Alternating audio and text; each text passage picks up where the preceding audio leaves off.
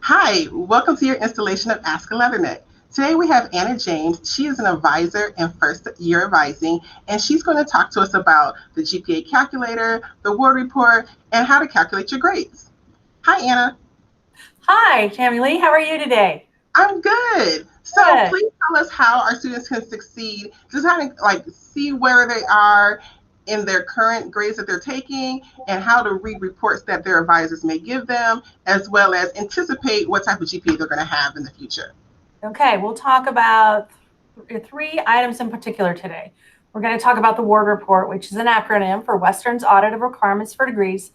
This shows all of your GPAs, whether it's your overall GPA, your major GPA, your minor GPA, plus all the other requirements that you need to fulfill to complete your degree. We'll also talk about the GPA calculator today and how to use that GPA calculator to project grades at the end of each semester. We'll also talk about how to figure your grade. And a key component of this is to go into your Western Online and keep track of each grade that you have. That's a very, very important component of this. So let's start out with the ward report.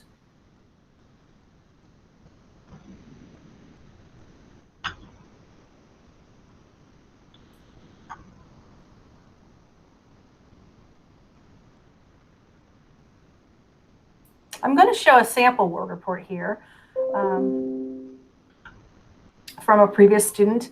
And I marked out all the student's name and ID information for purposes. But however, I did want to point out that the student was a computer science student. This particular report on the student, again, will show the student's major GPA, it will show the overall GPA, and it will show all the classes that the student needs to take, the classes that the student has taken, any type of transfer work they brought in, any AP work, it will be shown on this report as well. All the general requirements for graduation will be brought into this report as well. If you go on down to the center of the first page where it talks about general requirements for graduation, all students, no matter what major they are in, must meet these requirements. Everyone has to have at least 120 semester hours. It shows the hours that you would take as a student, have taken, the hours that you are currently in progress, and then the hours that you need to get to the 120-hour mark. Most degrees are between 120 and 130 hours. Everyone at Western has to have a minimum 2.0 GPA in order to graduate. Many degrees require a higher GPA than that. Maybe it's a requirement to declare as a major in the degree. Maybe it's a requirement for graduation. But an overall requirement is 2.0. You can see where the student here has a 3.334. You can see where I have highlighted two important numbers: attempted hours, 15, and points, which are honor points, which are 50.02. These two numbers are going to go into our GPA calculator as we predict our GPA for the upcoming semester. The attempted hours are the number of hours that the student is or has taken at Western. Other transfer work that comes in as AP credit, the hours come in, keep in mind, but the grades do not. So the only graded work is from Western. The number of points there correspond to the number of honor points. Honor points correspond, and we'll talk about that in the GPA calculator, depending upon what type of class, how many credit hours the class is worth, and what grade that you as a student has earned in each class will determine the number of honor points that you get. The rest of these requirements are simply residency requirements, the number of hours you have to complete a degree at Western, the number of hours you need to take at Western your last year of college here at Western. State requirements, 60 hours from a 4-year school, 42 hours of upper division courses, and then everyone has to meet a math competency requirement. The first box at the bottom there, communication skills, is where your general education requirements start, and everyone has to have English 180, English 280, and then your communication class. The second area is natural science and mathematics, and as you can see, for this particular degree, the student has completed all three requirements. Degrees differ on what types of general education classes. Some are directed and they have to be a certain class in a certain major. Other majors you can take, you have a lot of options. Another component of the general education curriculum is multicultural studies. Students have to take a minimum of one multicultural class. In the social sciences area, everyone has to take at least 9 hours or 3 classes from 2 different areas. If you want to scroll on down to the rest of your word report, it will show the rest of your general education requirements plus your major requirements and minor requirements if your major does require a minor. You can access this word report by going to your STAR screen, log on to STARS, go to the Academics tab, click on that, and scroll down to Word Report. Your Word Report is there at any time. You can look at this Word Report as a new freshman if you would like, as long as you have declared, even undeclared majors can look at them. It won't have as many requirements on it, major requirements, as a declared major, that if you have declared a major, but it will still show those requirements. It won't show GPAs until after, or classes that have grades until after the end of your first semester. But from that point, I'm sorry, Anna, can you tell us how often should a student access their word report? You probably want to access it twice a year, at least, fall semester and spring semester. It's a good idea for students to look over the word report prior to talking to their advisor so that they have a good idea of what is required for the degree so that they understand it. It's also a good idea after the semester is over, you can look at your word report. You can find your updated grade point average there, your updated major grade point average. It will show you what classes that you've taken and completed. And it will categorize them in the areas that they are that they go into. For example, if a student, though, let's say in the fall was a psychology major and they changed their major to biological sciences, some of their classes may go down into what we call the elective category because they don't pertain to their new major. So those will be shown as electives at the bottom, just so a student is aware of that. Great, thank you, that's helpful. Okay, now we're going to move on from the word report to the GPA calculator. And where can that calculator be found? Okay, the GPA calculator is found at the GPA calculator link, and I'm going to show that to you right now. And that's on Western's website? Yes, that is on the Western website. You can, if you go to wiu.edu and you type GPA calculator in the search box, it will take you to the search engine for it. Let me start to present it. GPA calculator and how important it is to look at it. You may want to look at it more than once in a semester. You may want to look at it the first couple months of the semester and do a predicted GPA, because that predicted GPA may be totally different at the beginning of the semester than it would be at the end of the semester. Your grade point average can affect your standing here at Western, from good standing to academic warning to academic probation to possible suspension.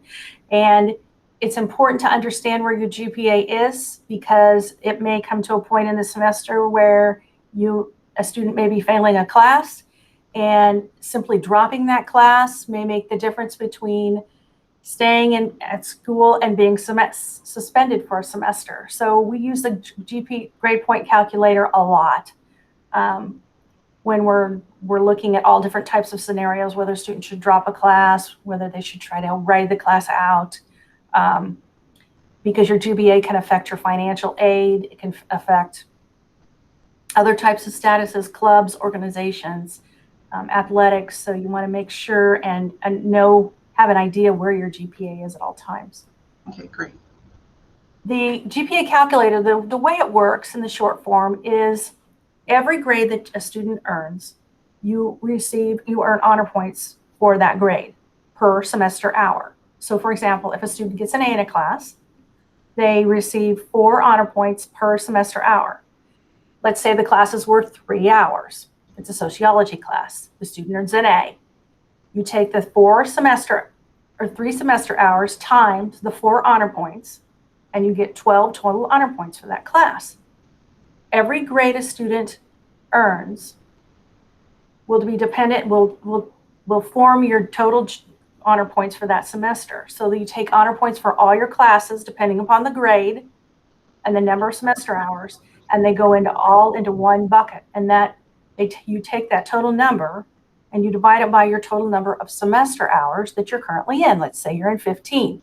So you take your total number of honor points, divide it by 15. That's your GPA. That's your overall GPA.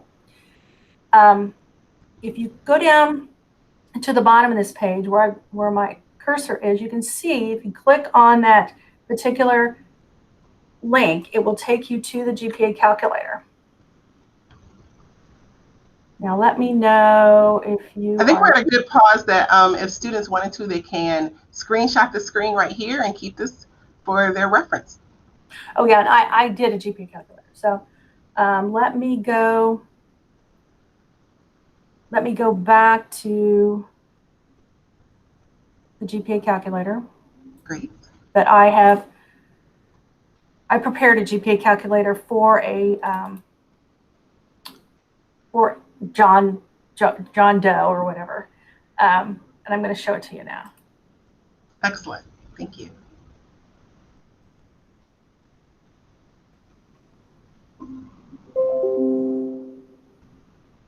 Okay, I took 2 numbers off of the student's word report that we were just looking at.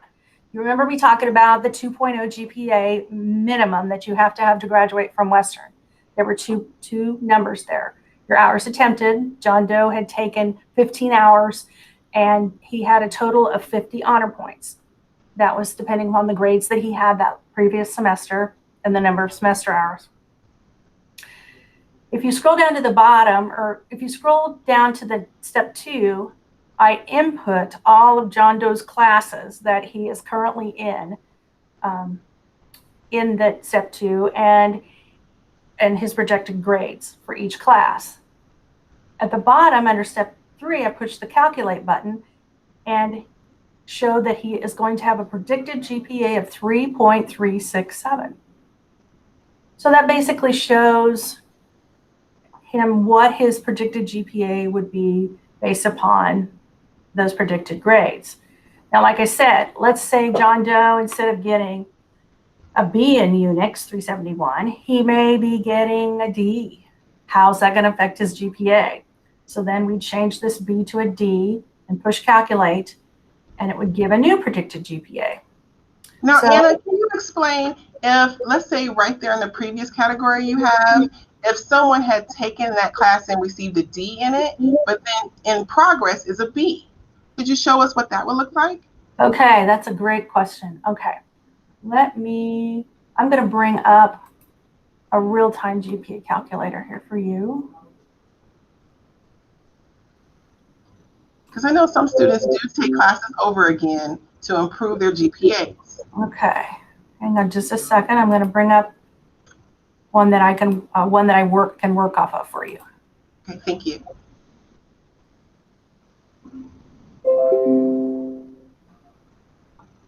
Okay, can you see the GPA calculator? Yes, ma'am. Okay, so this is the same one that I showed you, and it shows the grades that John Doe is in, or the classes that he is in. We talked about possibly, let's say fall semester, John Doe had trouble in Unix, and he earned a D. So he decided to retake the class for grade replacement, which you can do. Now notice that our current GPA is a 3.367. Let's say that he retook that class and he earned a B in it. Let's see how this changes. It's going to go to a 3.63. So you can see how big a difference that it made for grade replacement. Right. Students don't, yeah, that's another great question. Students don't always think about the grade replacement being that big of a difference, and it really does make a difference, especially early on in their academic career when they don't have as many hours, and hours they don't have such a weighted grade at that point. So you've been an advisor for a long time. Would you suggest for students to, depending on their major, to retake a course if they wanted to improve their GPAs? There's a lot of factors in play for that. That's a really good question. And that's why we like, as advisors, for students to come to us in that situation. For example, there are certain classes that require a C or above, and they would automatically have to retake that class. Some math courses, Math 100 is a prerequisite for Math 128. You must have a C. Math 128 is a prerequisite for Math 137. You must have a C in Math 128. So, but Math 137, if you're a business student, that's the last class in the series, your math series. So you just have to pass that class. However, depending upon your total GPA is the decision whether or not to retake that class or not. In the College of Business, we require a 2.5 GPA, and if a student's really close to that 2.5 GPA, and it would make a big difference and help the student get over the 2.5, then yes, they may want to consider that in that situation.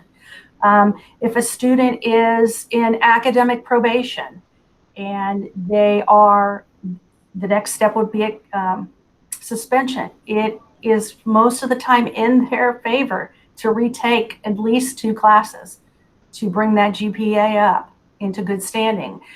We as advisors also work those GPA calculators at the end of the semester and say, okay, this is what we're seeing. This is what your grades are. If you retook it and you earned this grade, this could bring your GPA up to good standing or above. So that's another reason, definitely. Thank you for that question. That was a good question. Great. Can you tell me if students have questions, and some students are apprehensive or introverts, should they always ask their advisor questions, or should they kind of figure it out? What is your well, we encourage students to work on their own and to try to figure out their own situations. However, if they're unsure, please don't. That's why we're here as advisors. Me as advisor, I always encourage students to email me or contact me, and I'd be happy to talk through a situation like this with them.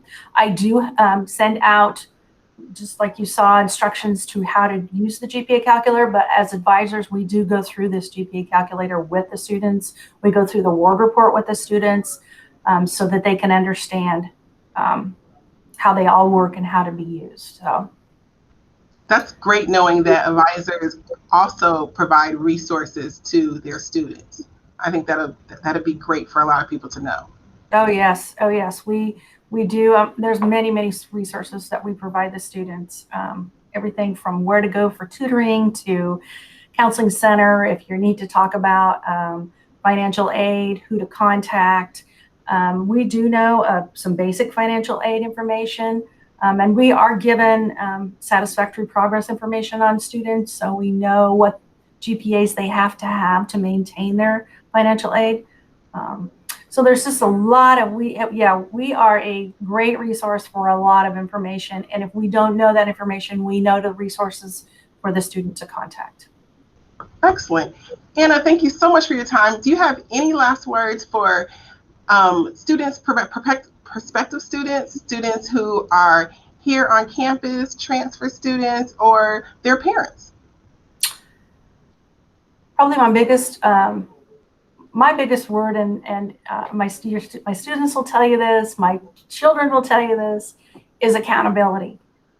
Be accountable for your actions, no matter whether you're in the classroom, whether you're in a student setting, whether you're in a residence hall. If you're always accountable for your actions, then you will be a success as a student. You'll be a good time manager. You'll go to class. You'll turn assignments in on time.